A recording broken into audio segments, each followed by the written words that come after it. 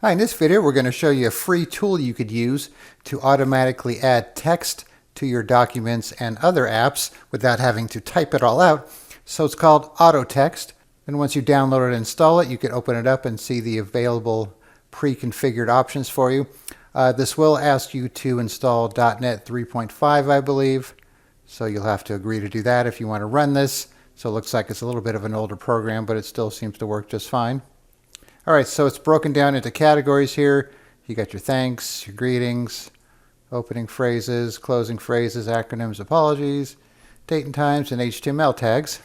Let's say we're at the end of our letter and we want to put thank you very much in advance. We just type in TADV. And you can see it switches it over to the sentence that's configured in the app here.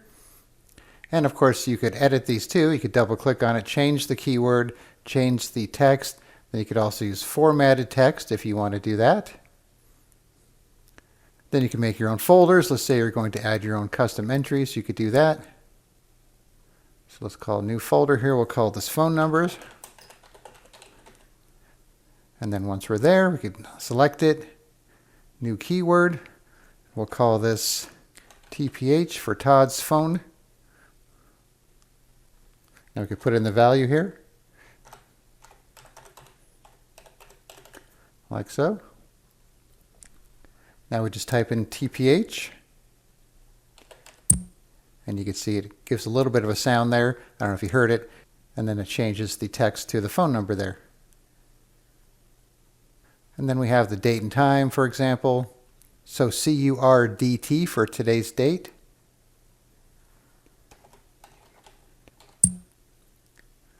Like so.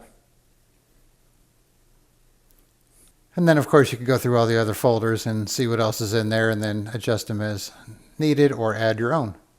Then there's some settings here too. So you can have it start monitoring your keyboard when AutoText starts. So when the app's running, it'll monitor what you're typing to change your acronyms here to actual text. You could have it start minimize to the tray, have it automatically start with Windows, blue notifications if you want. Wait for separator key before inserting a space, confirm on exit. You could disable the sound it makes and check for updates. And here's a path to the snippets library that you could change or view if you want. And then a hotkey to toggle keyboard monitoring on or off. Then you could export your keywords to a file, import them, print them all if you want a cheat sheet, so that way you don't have to come back here and try and memorize them. Then up here you could edit, delete, move keywords to other folders, duplicate them, and then you could edit them after that. And then delete the folders, rename the folders, and so on.